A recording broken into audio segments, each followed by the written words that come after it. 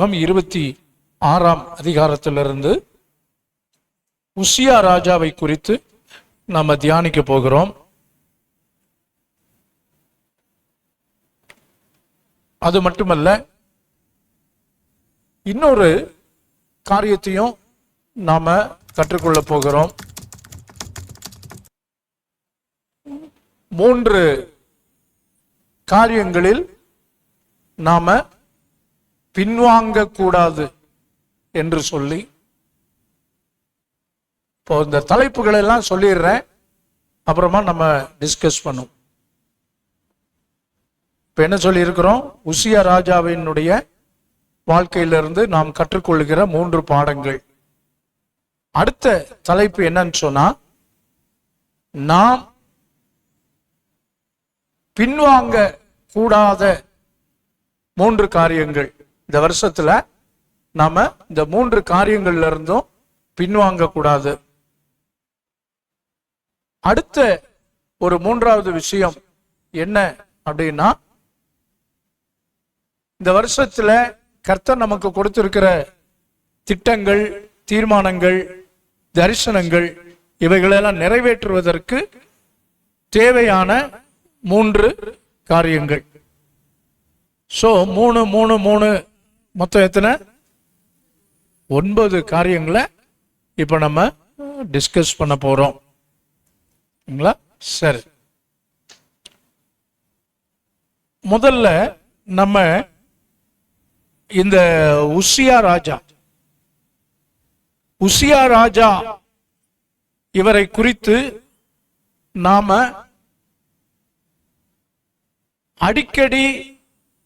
அடிக்கடினா வார வாரம் இல்ல,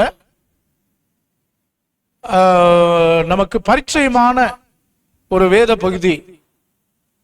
என்ன சொல்லுங்க பாப்போம்? ஏசாயா 6வது அதிகாரத்துல இப்ப நம்ம பாடணும் இல்லையா, சேனைகளின் கர்த்தர் பரிசுத்தர் பரிசுத்தர் பரிசுத்தர் என்று அந்த வசனம் வருகிற ஒரு பகுதி. ஏசாயா 6வது அதிகாரத்துல இவரை குறித்து நாம பார்க்கிறோம். அந்த முதல் வசனம், 6ஆம் அதிகாரம் 1வது வசனம் வாசிங்க.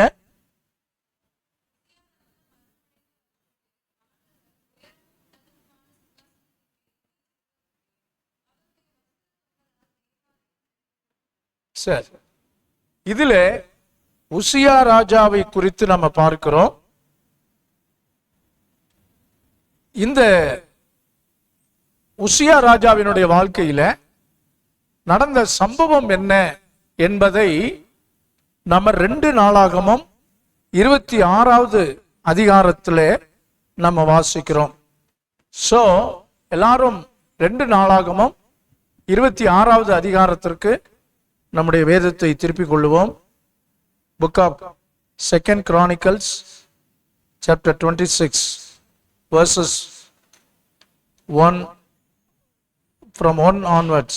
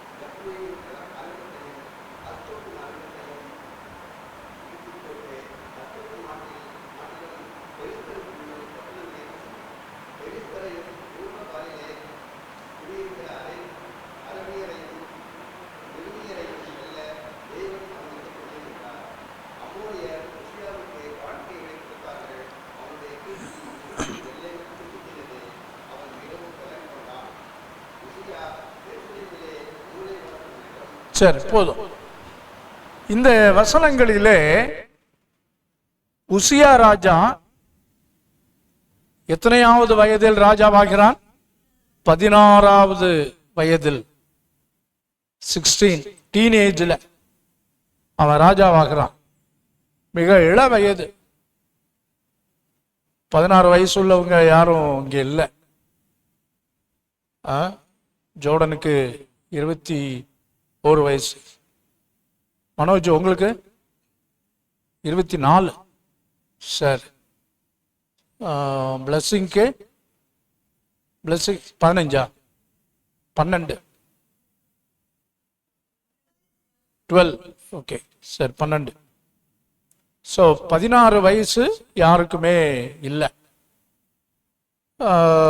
16 வயசு, 12 வயசு பிளஸிங், இன்னொரு 4 வருஷம் கூட்டுனா 16 வயசு. சரிங்களா? டீனேஜ். அந்த பருவத்தில் இந்த உசியா அவருடைய தகப்பன் அமத்சியா ராஜாவாக இருந்து மரித்து போனான். அதற்கு பிற்பாடு 16 வயதாக இருந்த இந்த உசியாவை ராஜாவாக இளம் வயதிலே அவனை பிரதிஷ்டை பண்றான்.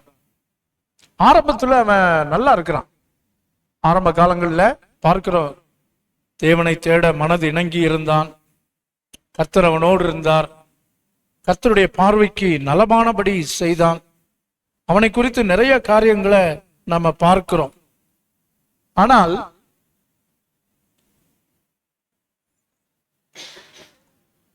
ஆரம்பம் அமர்க்களமாய் இருந்தது. ஆனால் அவனுடைய முடிவு அப்படிப்பட்ட ஒரு அமர்க்களமான முடிவாய் இல்லை. காரணம் என்னவென்றால், பாருங்க, அவனுடைய வாழ்க்கையிலே வீழ்ச்சியை சந்திக்கிறான். எப்படி ஸ்டெப் பை ஸ்டெப்பா அவனுடைய வீழ்ச்சி ஆரம்பமாகிறது என்பதைத்தான் நாம் பார்க்க இருக்கிறோம். இப்போ இதை வச்சுதான் ஒரு பாட்டு இருக்கிறது. ஃபாதர் பெர்க்மன்ஸ் பாடி இருக்கிறார் இந்த வசனங்கள் அடிப்படையில். என்ன பாட்டு? Very good. கர்த்தரை தேடின நாட்களெல்லாம் காரியம் வாய்க்க செய்தாரே, எத்தனை எத்தனை நன்மைகளை ஏசப்பா செய்தாரே, எத்தனை எத்தனை நன்மைகளை ஏசப்பா செய்தாரே, இறுதி வரை என் வாழ்வு ஏசப்பா உமக்குத்தானே, இறுதி வரை என் வாழ்வு ஏசப்பா உமக்குத்தானே. கர்த்தரை தேடின நாட்களெல்லாம் காரியம் வாய்க்க எத்தனை எத்தனை நன்மைகளை ஏசப்பா செய்தாரே, எத்தனை எத்தனை நன்மைகளை.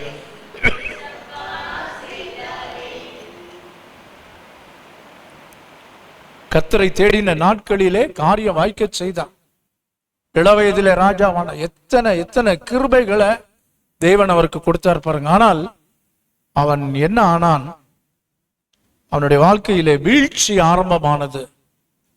எப்பொழுது என்றால் 16வது வசனம் வாசிங்க.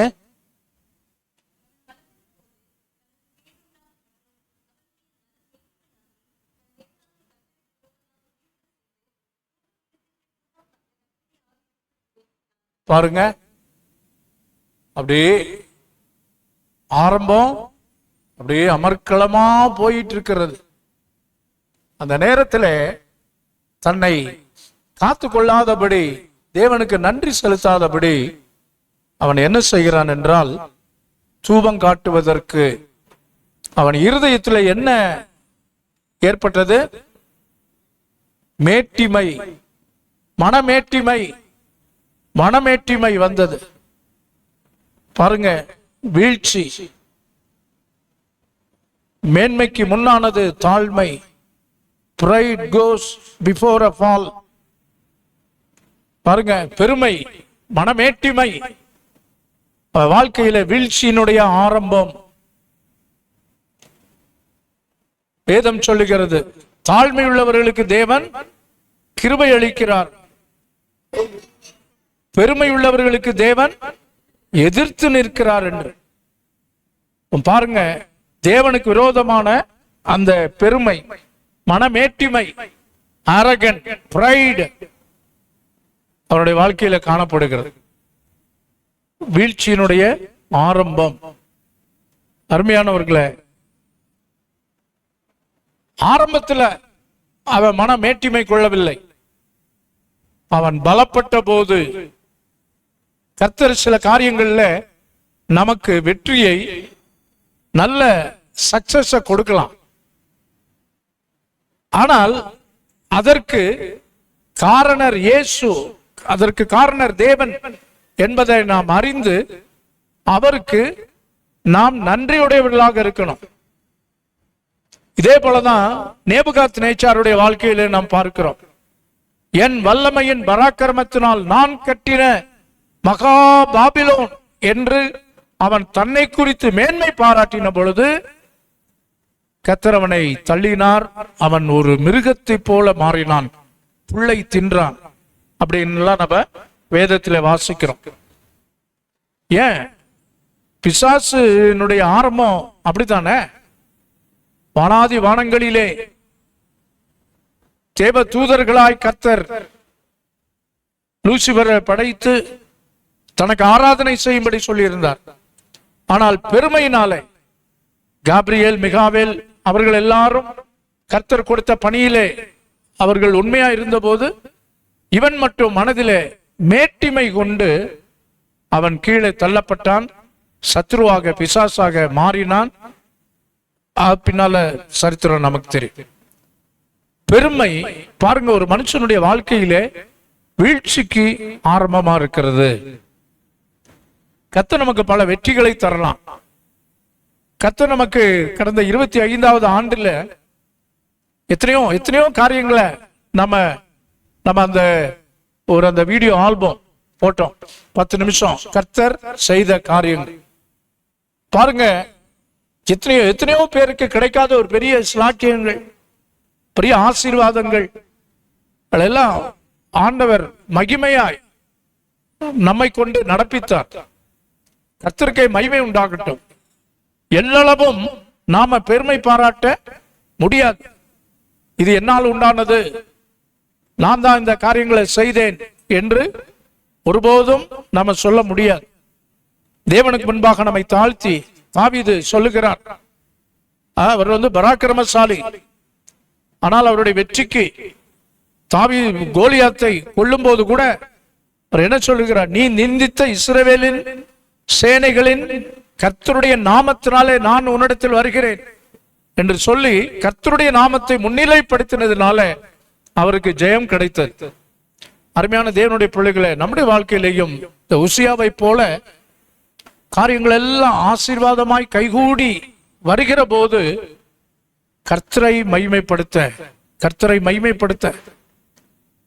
மகிமைப்படுத்த அந்த பீக் அவர்ஸ்ல, அந்த வல்லமையின் பராக்கிரமத்தின் உச்ச கட்டத்தில் கர்த்தரையே நம்முடைய மகிமைக்குரிய மேன்மையாய், மகா மேன்மையாய் நாம் பார்க்க வேண்டும். வேதம் இங்கே தெளிவாய் சொல்லுகிறது. ஆனால் அவன் பலப்பட்ட போது, but after Uzziah became powerful, his pride led his downfall. பாருங்க, அவன் பலப்பட்ட போது அவனுடைய வாழ்க்கையில அவனுக்கு அழிவு ஆரம்பமானது. அவன் பெருமை கொண்ட போது, பெருமைக்கு கொஞ்சம் கூட சிறிதளவேனும் நம்முடைய வாழ்க்கையில இடம் கொடுக்க வேண்டாம்.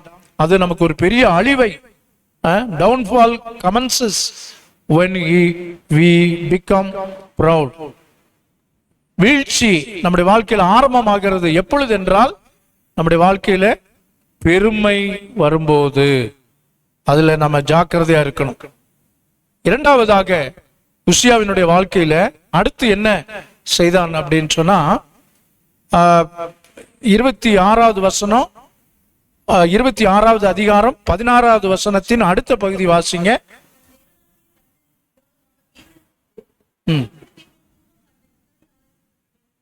பாருங்க, அவன் பெருமை கொண்டது மட்டுமல்ல, அடுத்து துணிகரம், தைரியம். என்ன?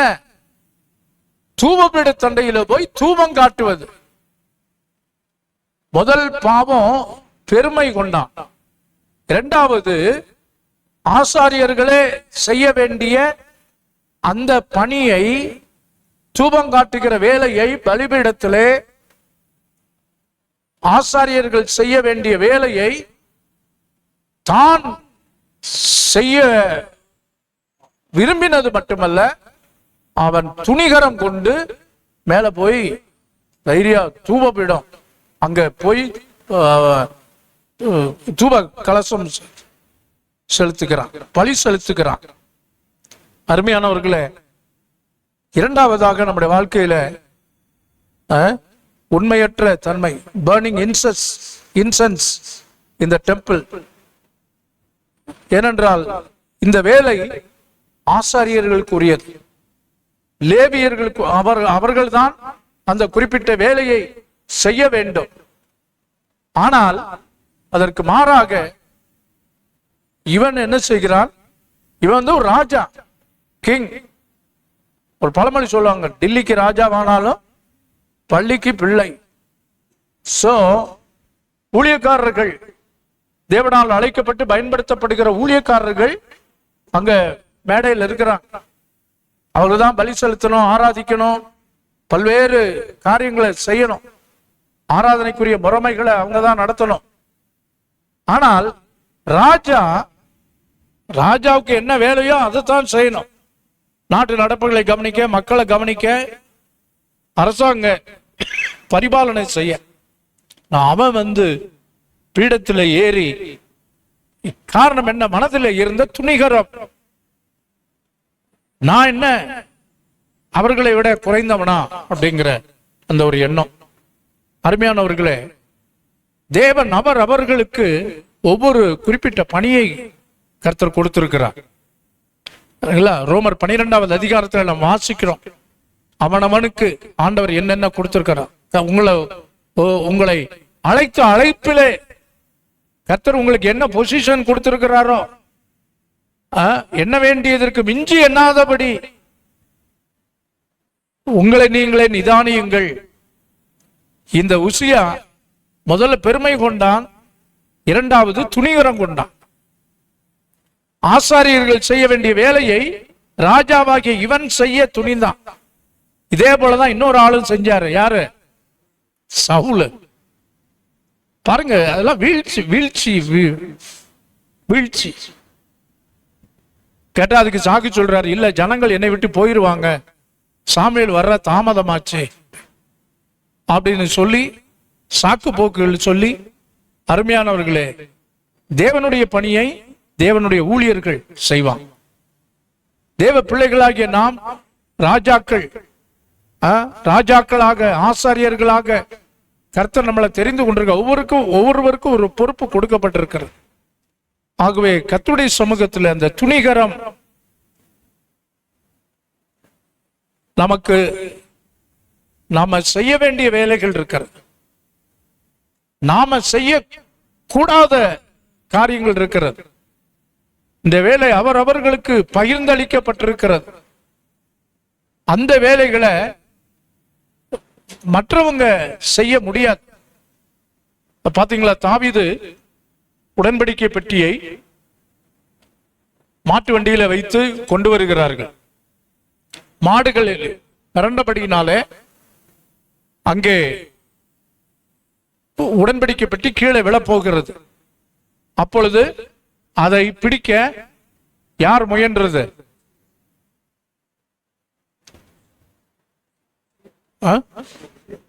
உசியாவா ஊசாவா? ஊசா. ஊசியா இதுல தாங்க ஊசா. உடனே நாம நினைக்கலாம், இதுல என்ன உடன்படிக்கை பெட்டி அசைஞ்சு கீழே விழுகிற மாதிரி இருக்கு, அதனால தானே இவர் போய் பிடிச்சாரு, ஏன் கர்த்தர் அவரை அடிக்கணும்? ஒரு மனிதாபிமானம் மற்ற செயலாச்சே, அவர் செஞ்சது நல்லது தானே. இல்லைங்க, there are some procedures. இந்த காரியத்தை இப்படித்தான் செய்யணும்னு ஆண்டவர் நியமிச்சது என்ன தெரியுமா? உடன்படிக்கை பெட்டிய மாட்டு வண்டிகள்ல வச்சு சுமக்க கூடாது. லேவியர்கள், ஆசாரியர்கள் தோள்ல சுமந்து கொண்டு போகணும். சரிங்களா? மாட்டு வண்டியில வச்சு அப்படி பத்திட்டு போக கூடாது. பேசிக். இதை செய்தது யாருன்னா தாவீது. அவன் தான் அப்படி ஒரு ஏற்பாட்டை ஏன்னா அப்படி கொண்டு வந்தான், கர்த்தர் உணர்த்தினார். சோ துணிகரம் ஆண்டவருக்கு இல்லாத அக்கறையா? இல்ல. துணிகரம் நம்முடைய வாழ்க்கையில தேவனுக்கு விரோதமான கேட்டை கொண்டு வருகிறது. உசியாவினுடைய வாழ்க்கையில துணிகரம். ஆதாம் ஏவாள் கனியை சாப்பிட்டாங்க. எதனால?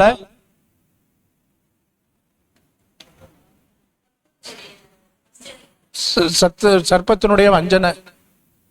ஒரு பழமொழி சொல்லுவாங்க, சொல்றவன் சொல்றான்னா கேட்கிறவனுக்கு என்ன கேப்பையில நெய் வடியுதுன்னு சொன்னானா ஒருத்தன். ஆமா ஆமா நெய் வடியுது அப்படின்னா நீ இல்லையா யோசிக்கணும், அது எப்படி கேப்பையில நெய் வடி அப்படி யோசி. சாத்தான் சொல்றான், இல்ல நீங்க அப்படி ஆவதில்லை. அப்போ துணிகரம், அவன் சாப்பிட்டுதான் பார்ப்போமே. இன்னொன்னு பாருங்க, அங்க கனியே வேற கனியே இல்லையா? ஏதேன் தோட்டத்துல அவங்களுக்கு பசிச்சிச்சு சாப்பிடணும்னா எத்தனையோ கனிகள் இருந்துச்சு இல்லையா? நூற்றுக்கணக்கான கனிகள் இருந்தது. அப்படின்னா அது என்ன அடங்கி இருக்கிறது? துணிகரம். என்னன்னுதான் பார்ப்போமே, என்னதான் நடக்குது பார்ப்போமே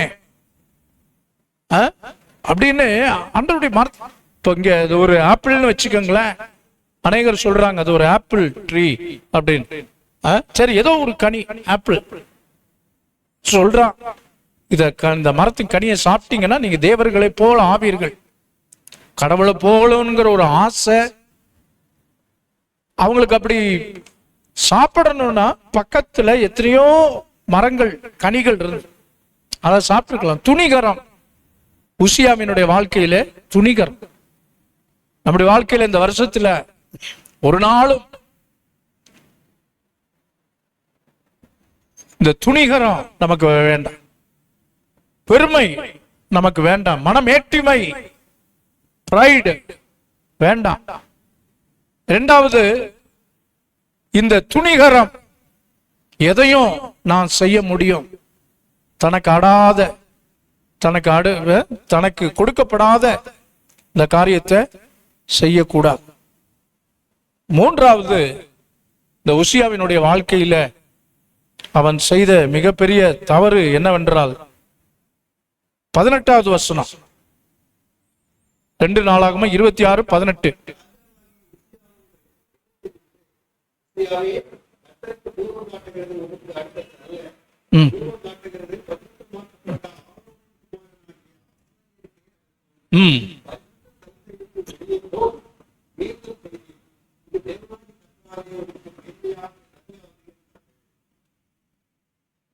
பாருங்க, மூணாவது அவனுடைய வாழ்க்கையில் அந்த வீழ்ச்சி இப்போ கம்ப்ளீட் ஆகுது. எப்பன்னா அவனுடைய மனம் திரும்பாத, தன்னுடைய தவறை ஒத்துக்கொள்ளாத பிறர் கண்டிக்கிறார்கள். அங்கே ஊழியக்காரர்கள் சொல்லுகிறார்கள், ராஜாவே இது உமக்கு அடுத்த காரியம், அது உமக்கு ஆசீர்வாதமாய் அமையாது. தயவு செஞ்சு இந்த இடத்தை விட்டு அப்படியே வச்சுட்டு நீங்க வெளியே போயிருங்க, ஜீவனாவது தப்பிக்கும். ஆனால் அங்கே நம்ம பார்க்கிறோம், அவன் கர்த்தருடைய சமூகத்துல அவங்களோட எதிர்த்து நிற்கிறான். பாருங்க,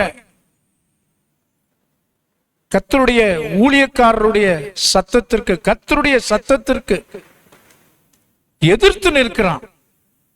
ஏன்? மனமேட்டிமை, துணிகரம். இப்போ அடுத்து இந்த மனம் திரும்பாமல் அந்த ஊழியக்காரருடைய வார்த்தைகளுக்கு செவி கொடுக்காத ஒரு தன்மை அவருடைய வாழ்க்கையில ஒரு பெரிய வீழ்ச்சியை அங்கே நாம் வாசிக்கிறோம். 20வது வசனத்துல 19-20 வாசிங்க. பாருங்க. அப்பொழுது உசியா கோபம் கொண்டான். சில பேருக்கு பாருங்களேன், கர்த்தர் உணர்த்துற போது உடனடியா என்ன செய்யணும்? மனம் கசந்து அழுது. பேதுரு அப்படித்தானங்க செஞ்சாரு. மறுதளித்தான், 3 முறை மறுதளித்தான்.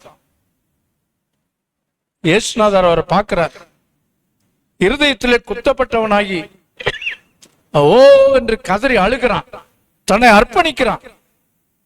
கர்த்தர் எடுத்து அவரை பயன்படுத்தினார் இல்லையா? அவருடைய பிரசங்கத்திலே தான் 3000 பேர் ரட்சிக்கப்பட்டார்கள் பாருங்கள். ஆனால் இவனோ தவறு செய்தும் அவனுக்கு இன்னும் அந்த மனம் திரும்புதல் இல்ல பாருங்க. சாத்தான் அப்படியே கொண்டு போயிட்டான். கோபம் கொண்டான். அடுத்து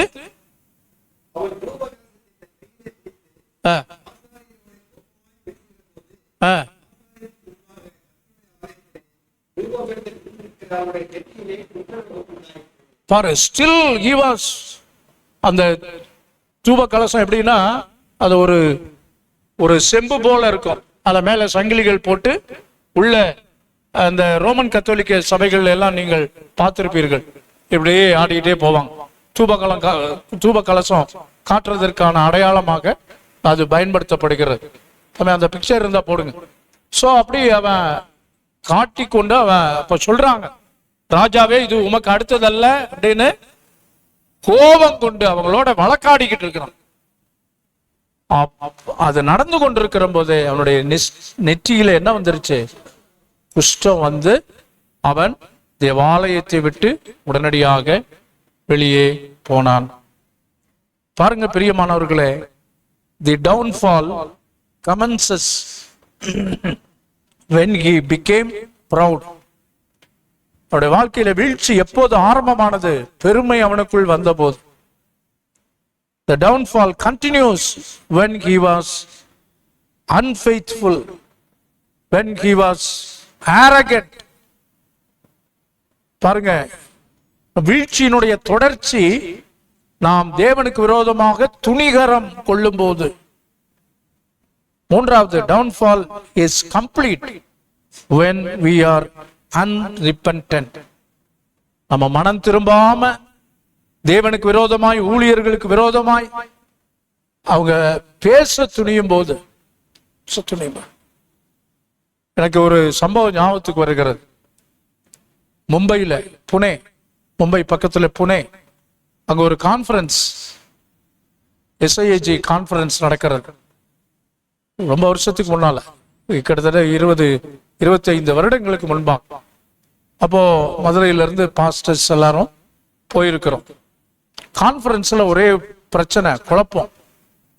அங்க உள்ள தலைவருக்கு விரோதமாய் இந்த கேரளால இருந்து வந்திருந்த ஒரு குரூப் கோஷம் போடுறாங்க. அப்படியே கோஷம் போடுறாங்க. அதுல ஒரு பாஸ்டர் ஒரு அந்த தலைவரை, ஊழியக்காரரை அசிங்கமா பேசுறார். எல்லா ஊழியக்காரர்களும் ஒரு 2000 பேர் கூடியிருப்போம். வந்து பேசுறார், பயங்கரமா பேசுறார். அவங்களுக்குள்ள சில ஏதோ பாலிடிக்ஸ் போல பயங்கரமா பேசுறார். தேர்தல் அவரை நிக்க கூடாது, இப்படி பல விஷயங்கள். எல்லாரும் அவர் எவ்வளவு சமாதானப்படுத்துறாங்க, அவர் உடன்படவில்லை. பயங்கரமா எல்லாருக்கும் சரிங்க, ஒரு மனுஷன் தப்பே செஞ்சிட்டாலுமே அதான் அது அப்படியே போட்டு அப்படி அப்படி அப்படி பண்ணக்கூடாது. அதுக்காக ஊழியக்காரர் செஞ்ச தப்பெல்லாம் ஓகேன்னு நான் சொல்ல வரல. ஊழியக்காரனுக்கு விரோதமாக எந்த ஒரு மனுஷனும் தூஷணமான வார்த்தைகளை பிறர் பாருங்க. ஆண்டவரே மோசையை மக்கள் மத்தியிலே விட்டு கொடுக்கல. ஒரு முறை மோசைட்ட ஆண்டவர் சொல்றார், மோசே நீ கன்மலையோட பேசுங்கிறார். மோசே இருந்த டென்ஷன்ல ஜனங்கள் எல்லாரும் கரைச்சல் பண்றாங்க, தண்ணி வேணும் தண்ணி வேணும். அதனால அவர் என்ன பண்ணிட்டாரு, கோவப்பட்டு கன்மலைய அடிச்சிட்டார். அதுக்கும் காரணம் உண்டு. ஏன்னா இன்னொரு முறை கன்மலையை அடின்னு சொல்றாரு, தண்ணி வந்துச்சு. ஆனா இப்போ ஆண்டவர் என்ன சொல்றாரு, அடிக்க சொல்லல, என்ன சொல்றாரு, பேசுங்கிறாரு. என்ன பண்ணிட்டா, கோவத்துல அடிச்சுட்டான். தண்ணி மட்டும் வராம இருந்துச்சுன்னா மக்கள் என்ன பண்ணிருப்பாங்க, மோசையை காலி பண்ணியிருப்பாங்க. தாவீதையே கல்லெறிஞ்சு ரெடி ஆயிட்டாங்க. கேகிலாவில் எல்லாம் கூட்டிட்டு எல்லாம் ஜனங்களை கொள்ளையடிச்சிட்டு போவோம். தாவீது கூட இருந்தவங்களே அவனை கல்லெறிய பார்த்தார்கள் என்று பார்க்கிறோம். நம்ப முடியாது. சரிங்களா?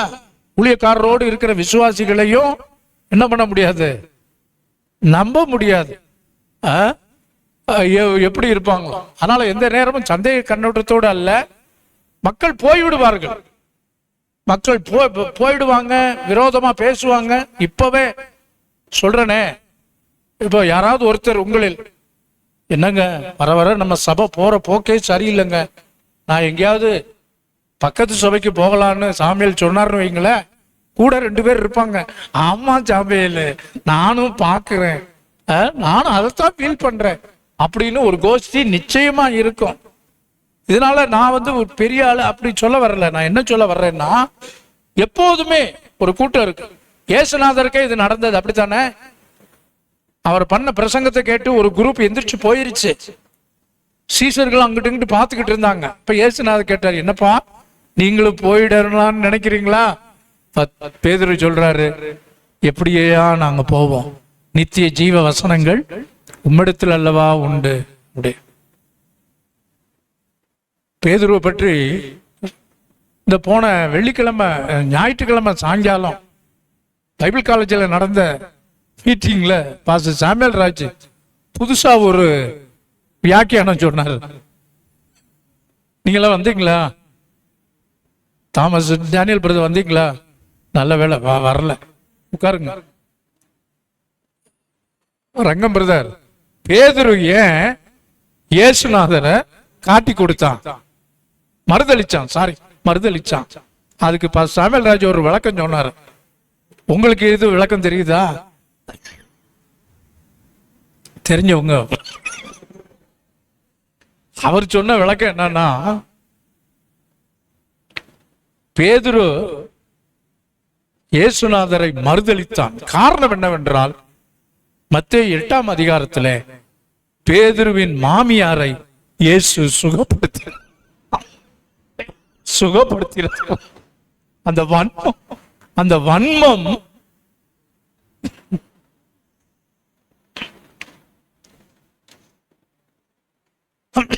அந்த வன்மத்தினால இயேசுவை மறுதளிச்சுட்டான். அதாவது அன்னைக்கு ரூத்தை பற்றி பேசினார், ரொம்ப அருமையா இருந்துச்சு இல்லையா? தீர்மானங்கள், பெத்லகேமின் ஆசீர்வாதங்கள் ரொம்ப அருமையா இருந்தது. அதுல ரூத் நகோமி மாமியார் மருமகள் அதை பற்றி சொல்ற போது நிறைய இடங்கள்ல மாமியார்கள் ஒரு டார்ச்சரா தான் இருக்கிறாங்க அப்படின்னு சொல்லி சொன்னார். மாமியார்கள் எல்லாம் கை உயர்த்துங்கள். மாமியாரா போக போறீங்க சார்? மாமியாரா போக போறீங்க? சார் கவனமா இருக்கும். சரி, என்ன சொல்லிக்கிட்டு இருந்தோம்? இங்கேயோ டைவர்ட் ஆகி போயிட்டு இருக்கு. பேதுரு சரி. இப்போ இந்த உசியா ராஜா, அதாவது என்ன பார்த்துட்டு இருக்கிறோம் அப்படின்னா, பிந்தி வந்தவங்களுக்காக 3 காரியம் உசியா ராஜாவினுடைய வாழ்க்கையில நடந்தது. 3மே அவனுடைய வீழ்ச்சிக்கு காரணமாயிற்று. அவனுடைய ஆரம்பம் 2 நாளாகமம் 26வது அதிகாரத்துல 16 வயதிலே அவன் ராஜாவாகி, ஆரம்பம் பார்த்தீங்கன்னா ரொம்ப அமர்க்களமா இருக்குது. தேவனுக்கு பயந்து நடக்கிறான். இவரை வச்சுதான் கர்த்தரை தேடின நாட்கள் எல்லாம் காரியம் வாய்க்க செய்தாரே. எத்தனை எத்தனை நன்மைகளை அவன் வர வர பலத்தான் விருத்தி அடைந்தான். அப்படி எல்லாம் கர்த்தர் அவனை குறித்து சொல்லப்பட்டிருக்கிறது, மேன்மையான காரியம். ஆனா அவனுடைய டவுன்ஃபால், வீழ்ச்சி 5வது வசனத்துல 7வது வசனம், கர்த்தர் அவனுக்கு உதவி செய்தார் அப்படியெல்லாம் போட்டு. ஆனால் நாம் பார்க்கிறோம் 16வது வசனம் முதல் பகுதியில, அவன் பலப்பட்ட போது அவன் இருதயம், அவன் மனம் மேட்டிமையாகி, பிரவுடு, பெருமைக்கு என்னைக்கு இடம் கொடுத்தானோ வீழ்ச்சி ஆரம்பமாயிற்று. பெருமை உள்ளவர்களுக்கு தேவன் எதிர்த்து நிற்கிறார். லூசிபர் அப்படிதான் கீழே விழுந்தான். நேபுகாத் நேச்சார் அதனாலதான் ராஜாவா இருந்தவன் மிருகத்தை போல மாறினான். பெருமைக்கு ஒரு நாளும் இடம் கொடு. 2வது அவனுடைய டவுன்ஃபால் கண்டினியூ ஆச்சு. எப்பொழுது என்றால், அவன் துணிகரம் கொண்ட போது. 16வது வசனம் பி, அடுத்த பகுதியில அங்க நான் பார்க்கிறோம், அவன் தூப கலசத்தை எடுத்துக்கொண்டு தூபபீடத்தின் மேல் ஏறுகிறான். தன்னுடைய வேலை என்ன? ராஜா, அரசாங்கம், அதான். இவன் என்ன செஞ்சிட்டான்? ஊழியர்கள், தேவனுடைய தாசர்கள், அவங்க செய்ய வேண்டிய வேலையை, லேவியர்கள், ஆசாரியர்கள் செய்ய வேண்டிய வேலை துணிகரம். துணிகரம் அருமையானவர்களே, செய்ய வேண்டியதை செய்யணும், செய்யக்கூடாததை. கர்த்தர் ஒவ்வொருவருக்கும் ஒவ்வொரு ஊழியம் கொடுத்திருக்கிறார். ஊழியக்காரங்க தான் இதை செய்யணும். கர்த்தருடைய பந்தி, இப்படி முக்கியமான காரியங்கள் எல்லாம் ஊழியக்காரங்க தான் செய்யணும். தூப கலசம் காட்டுவது எல்லாம் ஊழியக்காரர், லேவியர்கள். அந்த வேலையை இவர் யாரு செய்யறான்? இவன் உசியா செய்ய துணிதான். துணிகரம், நான் செய்ய முடியும் அப்படி. அருமையானவர்களே, தேவன் அதை கவனிக்கிறார். உசியாவினுடைய வாழ்க்கையில வீழ்ச்சி கண்டினியூ ஆனது. ஃபைனலா downfall is complete when we are unrepentant. அடுத்து அவன் அப்படி செய்யற போது ஊழியக்காரர்கள் சொல்லுகிறார்கள். அங்கே நம்ம வாசிக்கிறோம் 26ஆம் அதிகாரம் 18வது வசனத்தின் பகுதியில அங்க சொல்றாங்க, உசியாவே, கர்த்தருக்கு தூபம் காட்டுகிறது உமக்கு அடுத்தது அல்ல. ஆரோனின் குமாரர் அவர்களுக்குரியது, லேவியர்களுக்குரியது, ஆசாரியர்களுக்குரியது. சரிங்களா? பரிசுத்த ஸ்தலத்தை விட்டு வெளியே போகும் மீறுதல் செய்தீர், இது கர்த்தராலே உமக்கு மேன்மையாக லபியாது. அப்படி செய்யாதப்பா, அது உனக்கு. நான் அந்த புனேல நடந்த சம்பவம் சொல்லிக்கிட்டு இருந்தேன் இல்லையா? இந்த பாஸ்டர் அந்த தலைவரை மகா கேவலமான வார்த்தைகளை போட்டு பேசி, அது ஒரு வழியா அந்த கான்ஃபரன்ஸ் முடிஞ்சிருச்சு. கடைசியில் அவர் தான் எலெக்ஷன்ல ஜெயிச்சார். நான் அவர் நல்லவர், அப்படி இவர் குற்றவாளி அப்படிலாம் சொல்லார். ஊழியக்காரருக்கு விரோதமாய் அப்படி அவர் பேசினார். முடிஞ்சிருச்சு, கான்ஃபரன்ஸ் முடிஞ்சு அடுத்த நாள் எல்லாரும் அவங்கவுங்க ஊர்களுக்கு போகிறோம். அவர் கேரளாவை சேர்ந்தவர், திருவன்றம். ஸோ நாங்கள் எல்லாரும் திருவன்றம் எக்ஸ்பிரஸ்ல மும்பையில இருந்து திருவனந்தபுரம் போகிற ட்ரெயின்ல நாங்கள் எல்லாருக்கும் டிக்கெட் புக் பண்ணி மதுரையில் இறங்கிக்கிறோம். அவங்க அப்படி போறதுக்கா ஒரு ட்ரெயின் முழுசுமே ஊழியக்காரர்கள் நிறைய வந்தாங்க. நாங்க இருந்த அந்த கூப்பையில தான் கேரளாக்கார சில பாஸ்டர்ஸும் இருந்தாங்க. சரிங்களா? நாங்க ட்ரெயின் அங்க வந்துகிட்டு இருக்கிறது, மகாராஷ்டிரா தாண்டி இந்த பக்கம் கர்நாடகாக்குள்ள வந்துகிட்டு இருக்கிற போது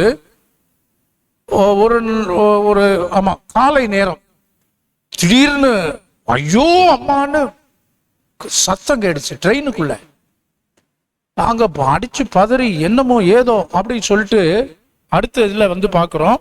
நாங்க இருந்த பெட்டியில அந்த கம்பார்ட்மெண்ட் அந்த இதுல பெர்த்துக்கு அடுத்து ஒரு 2-3 இதுல அப்பர் பெர்த்ல இருந்த ஒரு பாஸ்டர் எப்படியோ கீழே விழுந்துட்டார். விழுகிற போது நடந்தது என்னன்னா, இந்த பெர்த்ல ஒரு ஹூக் மாதிரி மாட்டி இருக்கும் தெரியுங்களா? இந்த மிடில் பெர்த்த ஒரு ஹூக் மாதிரி மாட்டி இருக்கும் இல்லையா? காலை நேரம் எவனோ யாரோ அந்த பெர்த்தை கலட்டி விட்டுட்டு அந்த ஹூக்க திரும்ப மேல மாட்டாம அப்படியே ஆடிக்கிட்டே இருந்திருக்கிறது. இவர் அப்பர் பெர்த்துல இருந்து கீழே விழுந்தவர் கரெக்டா அந்த ஹூக்கு இவர் வாயிலே மாட்டி கிழியுது. கடைசியில எந்திரிச்சு எல்லா மக்கள்லாம் கூடி வந்து அவர் ஆசுவாசப்படுத்தி, அவர் யாருன்னு பார்த்தா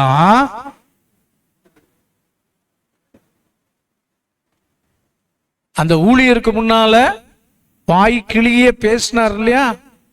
கரெக்டா பாருங்க, வேற எங்கேயும் அடிபடல.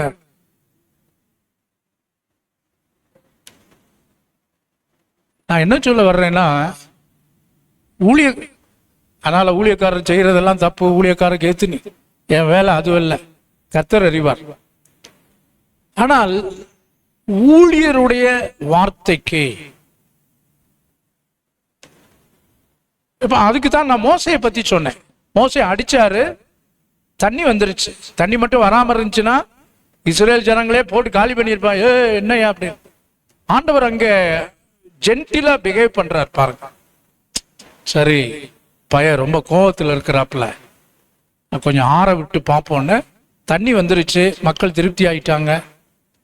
ஆனா கடைசியில கானானுக்குள்ள போறபோது, மோசே வாப்பா எல்லாம் பாரு, இதான் கானான் தேசம். அன்னைக்கு நீ நான் சொன்னதுக்கு மீறி என்ன பண்ணிட்ட, கோவப்பட்ட. அதனால என்னுடைய நீதி நான் உன்னை அனுமதிக்க முடியாது. கர்த்தருடைய வார்த்தையின்படியே மோசே அங்கே மரிக்கிறார். பாருங்க, ஆண்டவர் ஒரு நாளும் அவர் அநீதி உள்ளவர் அல்ல. சின்ன தவறுதான். பாருங்க, உசியா அவன் அவ்வளவு துணிகரம், வாய்ப்பு கொடுக்கப்படுகிறது, பெருமை அவனுக்குள் வந்தது, துணிகரம் அவனுக்குள் வந்தது. கடைசியில் அவனுடைய வாழ்க்கை முழுசும் அவன் குஷ்டரோகியாய் இருந்து,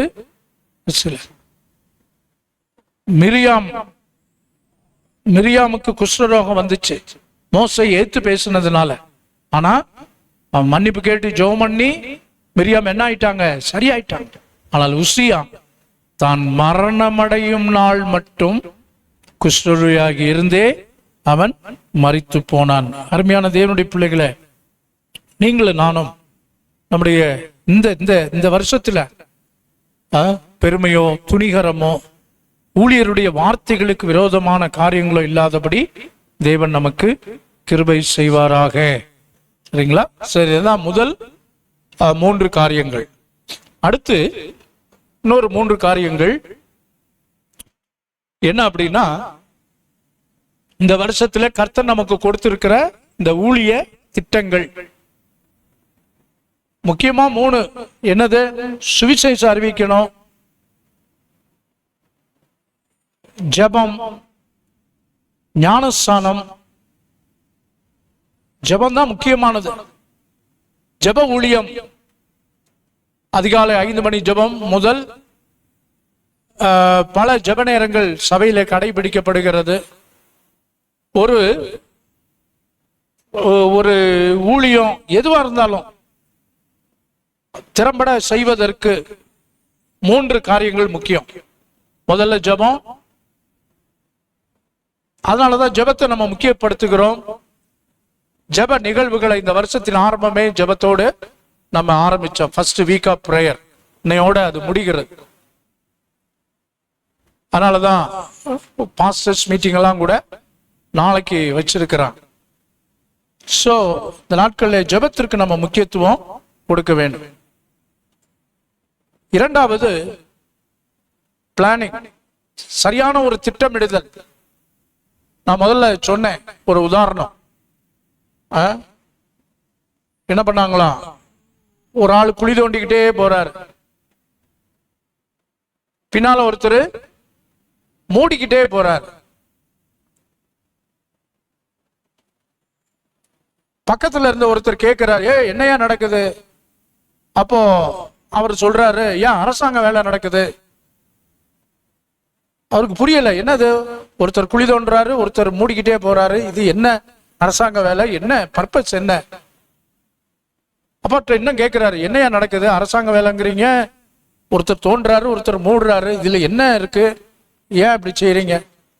அப்ப அவர் விளக்கமா சொல்றாரு, ஐயா என்ன அப்படின்னா, அரசாங்கம் எங்களுக்கு ஒரு வேலை கொடுத்துச்சு. அதாவது நான் ஒரு ஆள் குழி தோண்டிக்கிட்டே போகணும், இன்னொரு ஆளு செடி நடணும், மூணாவது ஆளு அதை மூடிக்கிட்டே போகணும். அந்த ரெண்டாவது ஆளு இன்னைக்கு லீவ் போட்டாரு, அதனாலதான் அப்படி போயிட்டு இருக்கிறோம். நான் போய் சொன்னேன், ஐயா அந்த ரெண்டாவது ஆளு அதெல்லாம் நீ ஏன் பாக்குற, உன் வேலையை மட்டும் ஒழுங்கா பாருன்னு சொல்லிட்டாரு. ஆகினாலதான் ஐயா நான் தோண்டிக்கிட்டே போறேன், அவர் மூடிக்கிட்டே வர்றாரு, எங்க வேலையை நாங்க செய்யறோம்யா. இது என்ன அப்படின்னா, சரியான ப்ராப்பர் பிளானிங் இல்ல. ஒரு குடும்ப வாழ்க்கைக்கே திட்டமிடணும்னு சொல்றான். திட்டமிட்ட குடும்பம் தெவிட்டாத இன்பம். முதல் நாள் வேத பாட வகுப்பிற்காக உமக்கு நாங்கள் நன்றி செலுத்துகிறோம். இந்த மாலை நேரத்தில் ஆண்டவரே வந்திருக்கிற வாலிபர்கள், தாய்மார், சகோதரர்கள், கர்த்தாவே எங்கள் மத்தியில் வந்திருக்கிற பிரதர் பிரின்ஸ், கர்த்தாவே ஒவ்வொருவருக்காக நன்றி. வர்ற 11ஆம் தேதி சண்டே மனோஜ், ஆண்டவரே உம்முடைய பிள்ளைகள் பைபிள் காலேஜ் மற்ற காரியங்களுக்கெல்லாம் கடந்து செல்கிறார்கள். உடைய கரம் ஏற்கனவே ரேமன், கர்த்தாவே பைபிள் காலேஜ் படிக்கிற தம்முடைய பிள்ளைகளை கரத்தில் அர்ப்பணிக்கிறோம். இந்த சபையிலிருந்து ஊழியத்திற்கு போன வாலிபர்களை, குறிப்பாக சிங்கா டெல்லியில கர்த்தாவே ஊழியர்களை கர்த்தர் ஆசீர்வதிங்க. இந்த வருஷத்துல நாங்க திட்டமிட்டு இருக்கிற ஊழியங்கள், சிறுவர் ஊழியம், வாலிபர் ஊழியம், எல்லா ஆண்கள் ஐக்கியம், பெண்கள் ஐக்கியம், இந்த ஊழியங்கள், சிறப்பு கூட்டங்கள், வடமாநில மிஷினரி பணிகள் எல்லாம் ஆசீர்வதிங்க. குறைவுகள் நாங்கள் இன்னும் எதிலெல்லாம் வளரணுமோ நாங்கள் வளர உதவி செய்யுங்க. எல்லாவற்றையும் நேர்த்தியாய் செம்மையாய் செய்ய, முழு பலத்தோடு செய்ய எங்களுக்கு உதவி செய்யுங்க, வழி நடத்துங்க. அப்பத்தின் தண்ணீரை ஆசீர்வதியும், வியாதி விக்கனங்களுக்கு விலக்கி காத்துக்கொள்ளும். நாமம் மகிமைப்படட்டும். கனம் துதி மகிமை ஏற்றுக்கொள்ளும் கர்த்தராகிய இயேசுவின் நாமத்தில் பிதாவே, ஆமேன். என் ஆத்துமாவே கர்த்தரை